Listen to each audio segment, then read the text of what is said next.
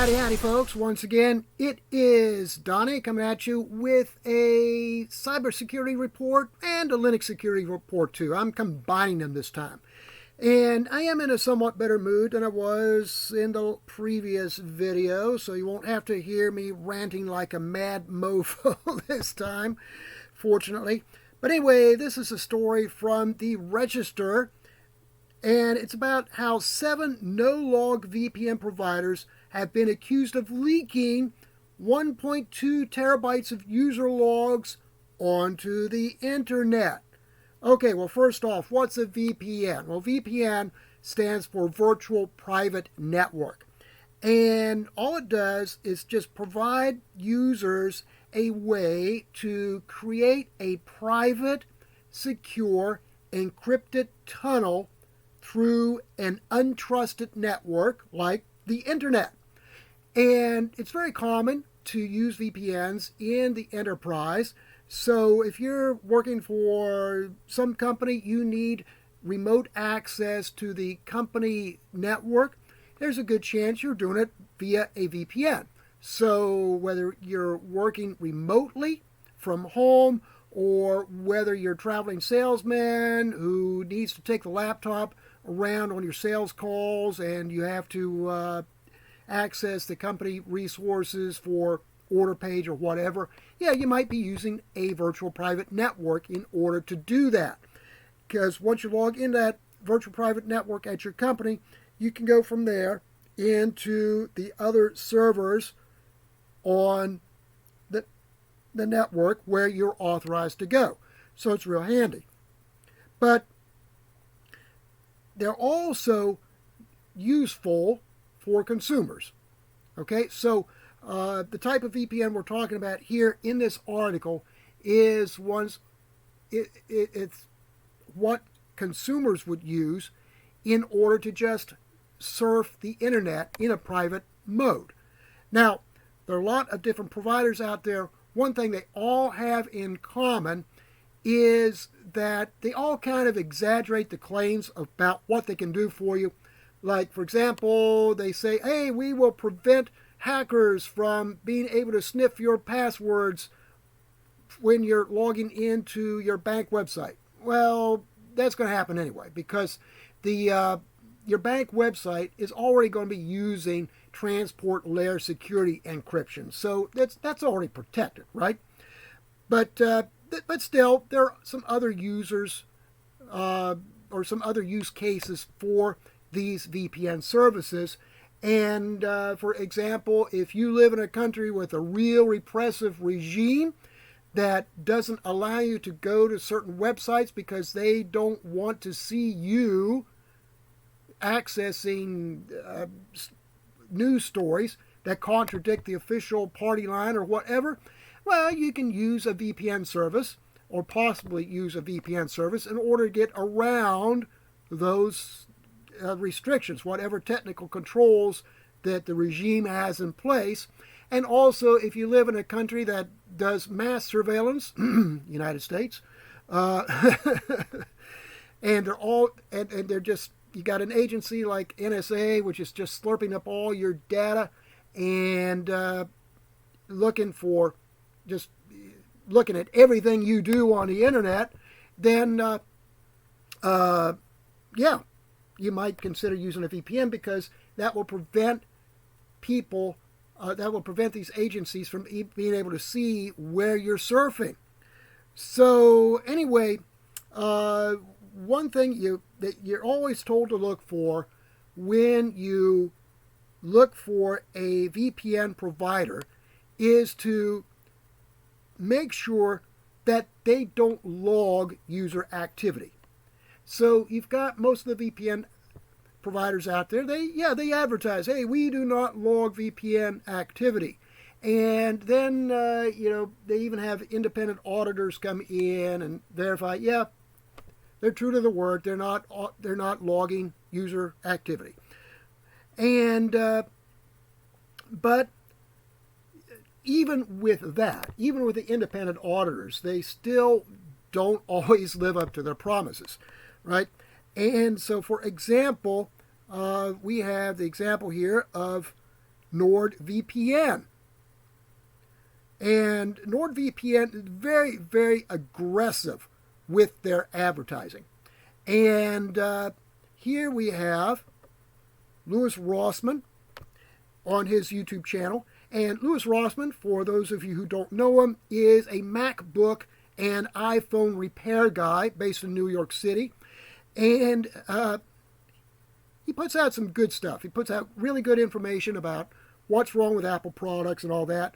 But in this particular video here, he's ranting about NordVPN, about how they had been spamming him incessantly, trying to convince him to let them advertise on his site. Or basically, they wanted him to do the advertising. And several other tech channels, they took the bait. And they actually took money from NordVPN to perform advertising for them. Now, problem is, turned out NordVPN, even though they had been undergoing auditors or undergoing audits from, I forget who it was. I think it was Ernst & Young, if I remember right. I don't remember. Don't quote me on that one. But they were getting audits done by an independent auditor, and still, it turned out that they were leaking data about their customers. And, of course, that defeats the entire purpose of using a VPN service, right? So, to make things worse, it turned out that this data leak had gone on for quite a while, and then they just quietly fixed it. They never disclosed it to anybody. And I forget how it was that it finally came out. But anyway, yeah, they were leaking this data for a long time, didn't bother to tell their customers, no disclosure at all. They just quietly swept it under the rug. So there were at least 2 tech channels, might be more, I don't know, but there were at least 2 tech channels who were taking money from NordVPN in order to do their advertising. And they ended up having to cut relations with Nord. And I know one of the 2 at least, maybe both of them, I don't know. But there was at least one of them actually issued a public apology for carrying NordVPN's advertising. And so this video here, Louis Rossmann is explaining about how they were just spamming him, trying to convince him to advertise for them. And he kept telling them, no, I'm not going to advertise for you. Because for one thing, I have no way of doing my own independent audit to see whether your service is really legitimate or whether it really works the way you say it works. And it turned out he was exactly right. He made the right decision to not accept NordVPN's money, right? But anyway, back to our article here. This is a completely different case. This is something that's brand new. So 7 VPN providers accused of leaking 1.2 terabyte of user logs onto the internet. Again, completely defeating the purpose of using a VPN.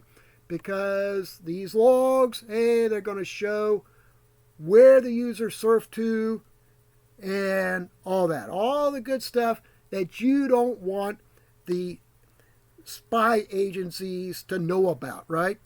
Or the bad guys to know about. So anyway, string of zero-logging VPN providers have some explaining to do after more than 1 terabyte of user logs were found on their servers, unprotected and facing the public internet. Ooh, ouch. Yeah. Anyway, this data, it should be these data because, the word data is plural. The singular form is datum, right? But anyway, that aside. Grammar Nazism besides. But anyway, these data, we are told, included at least some cases, clear text passwords, personal information, and lists of websites visited, all for anyone to stumble upon. And it all came to light this week after Comparetext Bob Diachenko spotted 894 gigabytes of records in an unsecured Elasticsearch cluster that belonged to UFO VPN. And this silo contains streams of log entries as netizens connected to UFO's service. This information included what appeared to be account passwords in plain text, VPN session secrets and tokens, IP addresses of users' devices, and the VPN servers they connected to, connection timestamps, location information, device characteristics, and OS versions, and web domains from which ads were injected into the browsers of UFO's free tier users. So UFO stated in bold in its privacy policy, we do not track user activities outside of our site, nor do we track the website browsing or connection activities of users who are using our services. Yet it appears it was at least logging connections to its service and in a system anyone could access if they could find it. And more than 20 million entries were added a day ago to the logs, according to Comparitech, and UFO happens to boast on his website it has 20 million users. Diachenko said he alerted the provider to the misconfiguration on July 1st, the day he found the unprotected database, and heard nothing back. Oh, but you think that's bad? Oh, it gets worse. It gets worse. Yeah, so a few days later, the data silo was separately discovered by Noah Rodham's team at VPN Mentor, and it became clear the security blunder went well beyond UFO. It appears that 7 Hong Kong-based VPN providers all share a common entity which provides a white-labeled VPN service. So sounds to me like all these services were basically just using the same servers, and they were just all they were providing was just the branding. And they were all leaking data onto the internet from that unsecured Elasticsearch cluster. Altogether, some 1.2 terabytes of data was sitting out in the open, totaling 1,083,997,361 log entries, many featuring highly sensitive information, it is said. And this exposed cluster contained, we're told, at least some records of websites visited, connection logs, and people's names, subscribers' emails, and home addresses. Oh, some expect a knock on the door. Plain text passwords, Bitcoin and PayPal payment information, messages to support desks, device specifications, and account info. That is bad, especially the home addresses. Oh dear. Expect the secret police to be knocking at your door in a moment. Oh, yeah. Anyway, each of these VPNs claims that their services are no-log VPNs, which means that they don't record, or well, they're not supposed to record, any user activity on their respective apps. However, we found multiple instances of internet activity logs on their shared servers, and this was in addition to the personally identifiable information, which included email addresses, clear text passwords, yada yada. The same stuff we already went over, right? So anyway, and you know that's just the information there, and so you can read the rest of it there. Oh, except this, yeah, look at this. UFO VPN blamed the coronavirus for preventing its staff from securing the database's networking due to personnel changes caused by COVID-19. COVID-19! We've not found bugs in server firewall rules immediately, which will lead to the potential risk of being hacked. It sent in a statement, and now it has been fixed. Okay, well, I can kind of understand that. I'm kind of a victim of this COVID-19 myself. To my clients in lockdown, hey, they got no work for me, right? Hey, I can work from home just fine, you know, but my clients in lockdown, they got no work for me. They can't provide work for me. So, yeah, I can kind of understand this, okay? I can kind of understand this. I get it, right? But you've also claimed its logs were kept for traffic performance monitoring only and were anonymized, even though some of the log entries seemingly contained people's IP addresses and account tokens and secrets. So that's going from no logs to, okay, some logs, we note. But, and the provider also insisted there were no clear text account passwords, so that data must be something else, such as a session token, and that some feedback sent by users themselves contained email addresses. However, the number is very small, less than 1% of our users. Well, but CompareTech and VPN Mentor disagreed with the latter, saying that UFO's statement was incorrect. Based on some sample data, we do not believe these data to be anonymous. And we recommend UFO VPN users change their passwords immediately, and the same goes for any other accounts that share the same password. All right? And listen, can I say something here?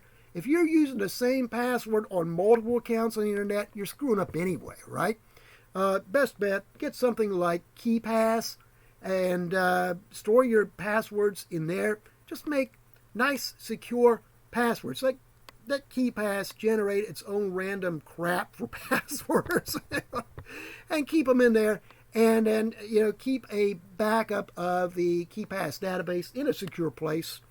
And me personally, I keep the backup on Spider Oak. So, nice, secure backup option, right? But anyway, that's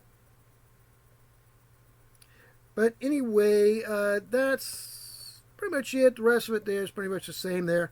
Talking about how widespread the problem is, all that. I'll let y'all read through that.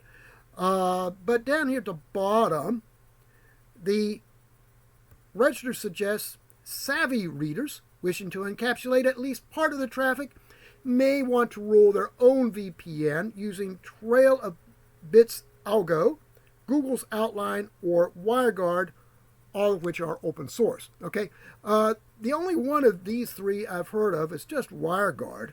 I don't know anything about Trail of Bits or Algo or Outline. WireGuard's fairly new. I do know that, and I've read some good things about it, but I've read some things that aren't so good. The one I use, the VPN software that I'm most familiar with is OpenVPN, which is free open source. And I just, for curiosity, when I saw that, I said, I wonder if you could set that up on a cloud server someplace. And over here, I did some searching, and I found some directions here on this UpCloud cloud service about how to install OpenVPN access server in the cloud. And there was another one I was trying to, when I was searching this right before I started recording, I couldn't think of the name. I saw it a couple of days ago, but it's DigitalOcean. DigitalOcean is another one where you will find directions on how to set up a VPN server, an open VPN server on one of their cloud servers. So yeah, you've got instructions there: Debian 8, Ubuntu 14. Oh, that's old. CentOS 7. So okay, that's kind of old. Let's see if we can find something else here. Let's find the DigitalOcean here. Now that I remember the name of it. Yeah, before I started recording, I just could not for the life of me think of the name of this. But anyway, here we go. DigitalOcean, VPN in the cloud. So, and that's openvpn.net there.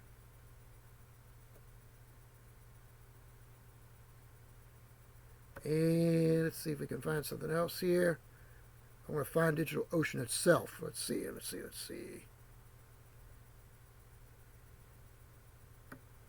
Ah, here we go. Here's what I'm looking for. All right, so yeah, this gives you instructions here on how to set up an OpenVPN server on Ubuntu 18.04. But you've got the little drop-down list there, which gives you directions for other things too, like CentOS 8. I personally would do CentOS 8. simply because I like having the extra protection of SE Linux. So yeah, there you go. There you got the directions there on how to set up an OpenVPN server at DigitalOcean. So pretty cool. Now, full disclosure, I have not played with this yet, so I don't know really how well it does work, but it's there if you want to play with it, right? So anyway, back to this. So yeah, the register suggests savvy readers wishing to encapsulate the traffic use algo, outline, and WireGuard. I'm adding OpenVPN. Or you can use a VPN provider and build into your threat model the fact that it can see everything your ISP would otherwise be able to see. Okay? So in other words, if you use a VPN provider, you're taking your chances because you don't know. You don't have any way of auditing it yourself to ensure that they're actually living up to their promises to keep everything private. So anyway, that's pretty much it, except a word from my sponsor, which is me and my book, Mastering Linux Security and Hardening, 2nd edition. Make sure you get that 2nd edition. That's the brand new one that just came out in February of 2020. And yeah, if you're a Linux professional and you need to learn how to make your Linux servers just as secure and hardened as they can possibly be, hey, check out my book, right? And it's available here at the Packt Publishing website. Yeah, if I can pronounce it. It's here at the Packt Publishing website and also on Amazon. So, there you go. So anyway, that's pretty much it. If you like the video, be sure to like and subscribe. And like and subscribe. Yes, hypnotic suggestion here. Like and subscribe, and we'll see you next time.